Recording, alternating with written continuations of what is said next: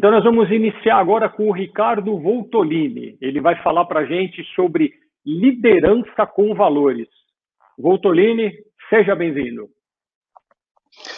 Legal, obrigado pelo convite mais uma vez, é uma alegria estar aqui com vocês, uma alegria poder falar para um grupo de 3.000 pessoas ligadas ao cooperativismo, que é um setor que já nasceu muito próximo dos conceitos de sustentabilidade. Então a palestra que eu vou fazer aqui hoje é uma enxurrada de boas notícias para quem atua no campo do cooperativismo, né? E não dá para começar a falar de sustentabilidade sem voltar alguns meses a um momento importante que foi o dia 21 de janeiro desse ano, portanto ainda não tínhamos Covid, ou a Covid ainda era uma ameaça distante, quando nós tivemos em Davos o famoso, conhecido Fórum Econômico Mundial, que desta vez dedicou 3 dos 5 dias de trabalho que ele tem a discutir um novo tipo de capitalismo, que eles chamam de capitalismo de stakeholder, ou o que significa, na prática, um novo jeito de pensar e fazer negócios, um jeito mais ético, mais cuidadoso, mais zeloso, mais preocupado com o ser humano, mais transparente, mais diverso, mais cuidadoso em relação ao meio ambiente, um jeito em que se coloca propósito à frente de lucro. Essa não é uma discussão exatamente nova. A novidade é ela ser feita por capitalistas no principal evento de debate de capitalismo no mundo hoje, que é o Fórum Econômico Mundial, que reúne lá os principais líderes de empresas, líderes de países, discutindo basicamente a economia. O que tem de novidade? Pela primeira vez, de forma muito enfática, discutiu-se um jeito de ser mais sustentável fazer negócios, né? Porque, a rigor, o que os capitalistas entenderam, e acho que todos nós também já chegamos a essa conclusão, é que o capitalismo tem virtudes, né? Produz riqueza, gera maior expectativa de vida, melhora com medicamentos, sistemas, tecnologia, a vida das pessoas, mas também produz desigualdade grande, usa demasiadamente recursos naturais, e também, a gente percebeu isso, contribui para o aquecimento global, que é o próximo tema que vem na fila aí, logo depois do Covid, né? Logo depois de passar a pandemia, a gente vai estar discutindo no mundo como lidar com esta questão que, assim como o Covid, nos torna todos muito vulneráveis. Então, importante, essa discussão de janeiro, ela traz a perspectiva de um novo olhar e revaloriza a ideia da sustentabilidade, que até então vinha sendo discutida por pessoas, na verdade, iniciadas no tema, ativistas, consultores, especialistas, mas ela não vinha caminhando tão rapidamente. Se a gente pega os últimos 7, 8, 9 meses, a gente vai ver uma série de fatos mundiais confirmando esta tendência de maior valorização do tema da sustentabilidade na gestão dos negócios. A gente teve em agosto do ano passado uma carta manifesto assinada por 181 grandes empresas americanas pró-sustentabilidade, depois 130 investidores europeus ligados a uma organização chamada Ceres, defendendo sustentabilidade. No início do ano a gente teve, agora em janeiro, a famosa carta do Larry Fink, que é o maior investidor do planeta, pregando empresas mais sustentáveis. Portanto, o que eu quero dizer é que estamos num momento que na minha carreira de 25 anos eu nunca vi, um momento de confluência de fenômenos e de fatos relevantes. Até mesmo quem tinha resistência ao tema, como os investidores, agora já entenderam, não dá mais para pensar um jeito de fazer negócios que siga agredindo o meio ambiente, que siga explorando mão de obra, que siga tratando humanos como recursos e não como humanos. Então a gente viu tudo isso acontecer e desabrochar de uma forma muito rápida. Aí veio a Covid, né? Então, quando veio a Covid, eu lembro bem, o mesmo jornalista que me procurou no começo do ano, me perguntando se este seria o ano da sustentabilidade, me diz: você continua acreditando que será o ano da sustentabilidade? E eu disse a ele: tenho certeza de que o Covid, a pandemia e tudo que virá como consequência do enfrentamento de uma doença silenciosa, insidiosa, letal, que vai nos colocar todos num sistema de confinamento, vai ser uma espécie de prova dos 9 para as empresas. Agora é a hora do vamos ver, né? Agora é a hora que a gente realmente vai avaliar se aquelas empresas que vinham discutindo sustentabilidade, elas tinham a sustentabilidade apenas no discurso, ou esse discurso também está nas práticas. E aí, logo de partida, a gente teve um fla-flu muito curioso, que já foi o primeiro grande teste, quando a gente viu o embate de duas visões clássicas, uma visão mais conservadora versus uma visão mais humanista. Então, os conservadores, logo num primeiro momento, tomaram a frente para dizer: pera lá, morrerão apenas 6, 7 mil pessoas, mas a gente não pode parar a economia, porque parar a economia significa morrer muito mais gente. Versus, do outro lado, um conjunto de empresas que colocou a vida humana à frente da economia e líderes que saíram à frente, que tomaram a iniciativa de colocar os seus colaboradores em home office, proteger aqueles que não podiam trabalhar em casa, investir na manutenção e fortalecimento dos seus fornecedores, investir nas comunidades fragilizadas. Então foi um momento em que a gente viu um embate de duas visões. Uma visão que eu considero velha, em franco declínio, versus uma visão que é esta visão que está surgindo como discussão de um novo modelo de empresa mais orientada por propósito, né? Para a gente chegar neste novo modelo mais orientado por propósito, a gente vai ter que ter um outro tipo de líder, não pode ser o líder convencional. E a sociedade parece ter feito uma escolha muito clara diante dessas duas visões. Os líderes que realmente colocaram a vida humana à frente cresceram e suas empresas também cresceram em reputação, em respeito, em admiração. Os outros declinaram. E aqui é uma visão fla-flu, ela é um pouco simplista, claro que essa discussão precisa ser um pouco mais ampla, mas já mostrou uma sinalização clara da sociedade do tipo de empresa que ela quer. Então, a discussão que está ocorrendo hoje no Fórum Mundial, ela não é uma discussão só de empresas, ela é uma discussão civilizatória, em que as pessoas estão olhando para empresas e pensando que querem empresas menos intensivas em emissões de gases de efeito estufa que aquecem o planeta e que, inclusive, geram novos vírus ou a circulação favorecida de novos vírus, como o Covid, né? Empresas que são mais respeitosas ao ser humano e mais cuidadosas em relação ao meio ambiente. Parece que a sociedade, e aí nós temos que falar de nenhum sistema complexo muda espontaneamente, precisa ter uma certa dose de entropia, de caos, e essa entropia é provocada por um novo pensamento que tem a ver com as gerações X e Y, que são gerações que hoje estão assumindo poder nas empresas, que têm dinheiro para investir em empresas e querem comprar produtos de empresas. E parece que elas já escolheram as empresas que elas querem. São empresas que agem, pensam como um ser humano decente, com valores. E, nesse sentido, surge, no calor dessa discussão, a retomada da importância dos valores. A gente viu empresas colocarem de volta o ser humano no centro e passarem a tratar seres humanos como seres humanos e não recursos, né? Isso foi lindo observar isso. E eu lembro, o Muhammad Yunus falou uma coisa interessante, pela primeira vez a gente está vendo o humano integral sendo destacado ao invés do homem econômico. Então, a nossa humanidade andava ali um pouco sem sentido, um pouco perdida, e esse movimento resgata a humanidade e valoriza essa humanidade.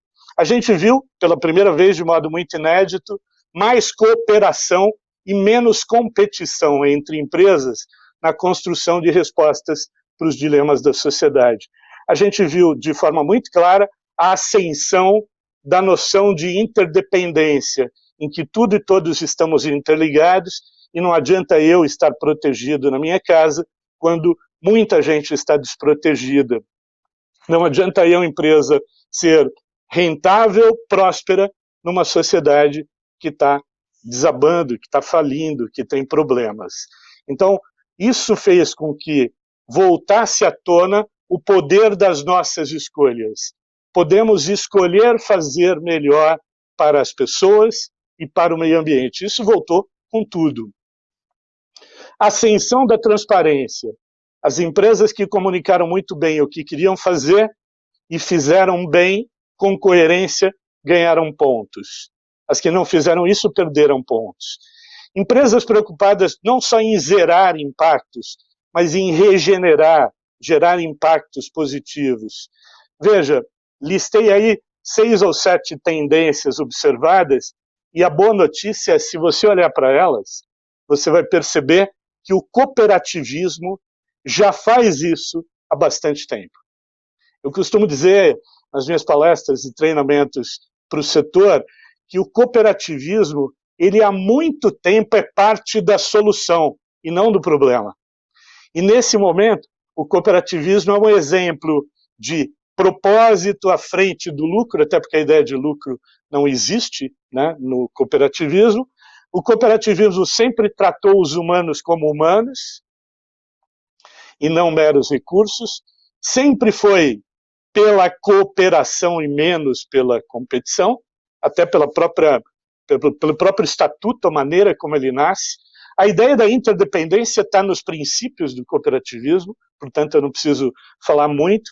A transparência, que tem a ver com um estilo de gestão muito mais aberto e democrático e transparente na hora de tomar decisões, e, claramente, o caminho da liderança orientada por valores é um caminho que já vem sendo trilhado pelos líderes de cooperativismo.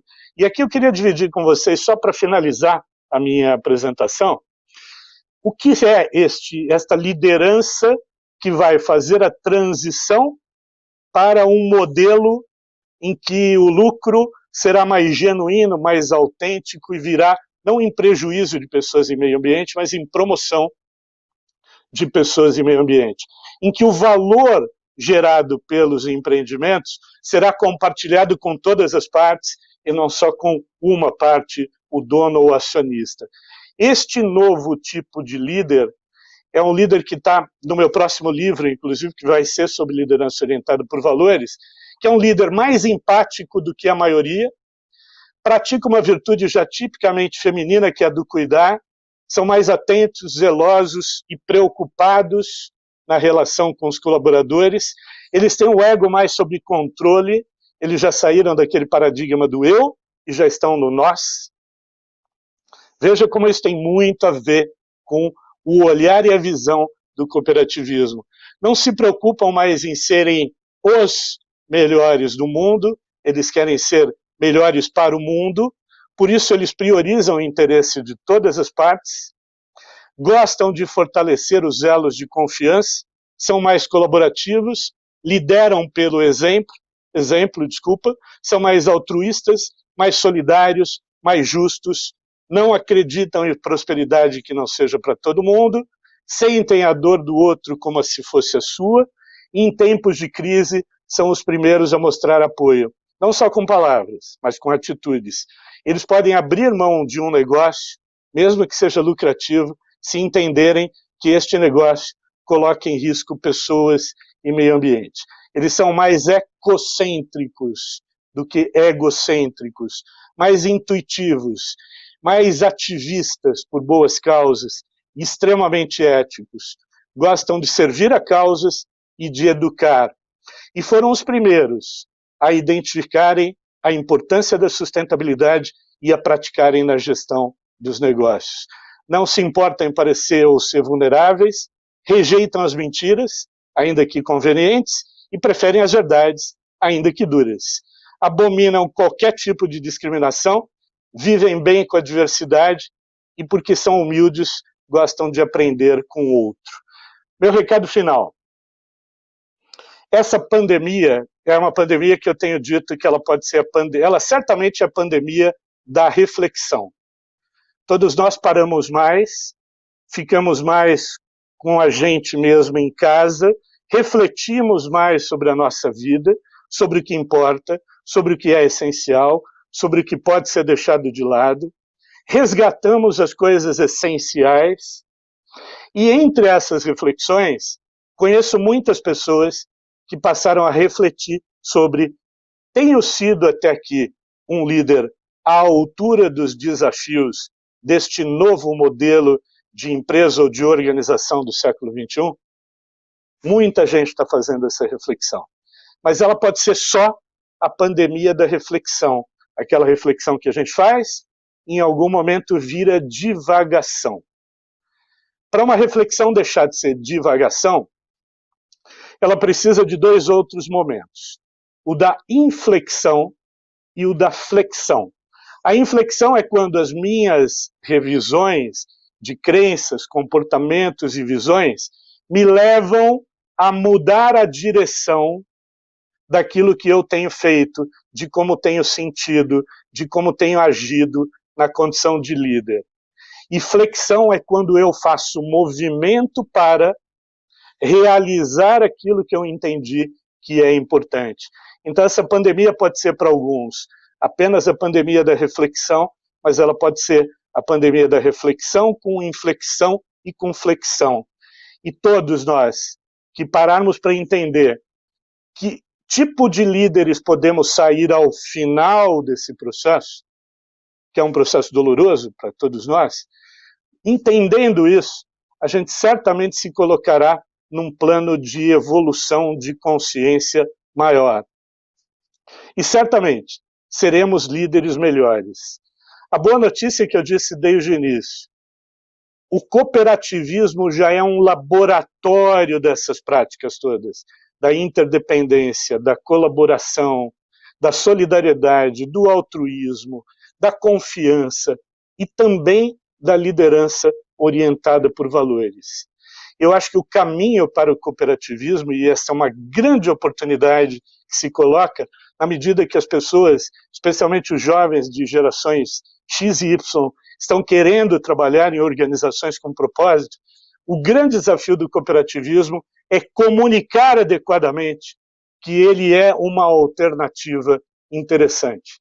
Ainda há muitos problemas e ruídos de comunicação que fazem com que jovens enxerguem o cooperativismo ainda como algo distante. Há pessoas que acham que cooperativismo tem a ver com ONG, com associação sem fins de lucro. A hora que o cooperativismo conseguir comunicar o valor, a essência daquilo que ele faz, ele vai atrair dezenas de milhares de jovens que estão buscando aquilo que o Fórum Econômico Mundial colocou como grande desafio para os negócios, que é propósito à frente de lucro. Então vocês estão, ao final dessa pandemia, na melhor organização, na melhor situação do mundo, para mostrar ao mundo que o cooperativismo é uma solução e não parte do problema que nos trouxe até aqui com um país, um planeta superaquecido em processo franco, um planeta com grandes níveis de desigualdade social, um planeta em que ainda as pessoas são tratadas como meros recursos e valem por aquilo que produzem pelo tempo que destinam ao trabalho e não por serem o que são seres humanos. Então, amigos e queridos colegas que estão me ouvindo agora, vocês estão no momento certo e o cooperativismo pode, a partir da pandemia ou no pós-pandemia, no que eu chamo de outro normal, porque o novo normal seria olhar para o velho normal e maquiá-lo. Eu penso num outro normal. Neste outro normal, o cooperativismo já sai como uma vantagem muito grande em relação às outras organizações.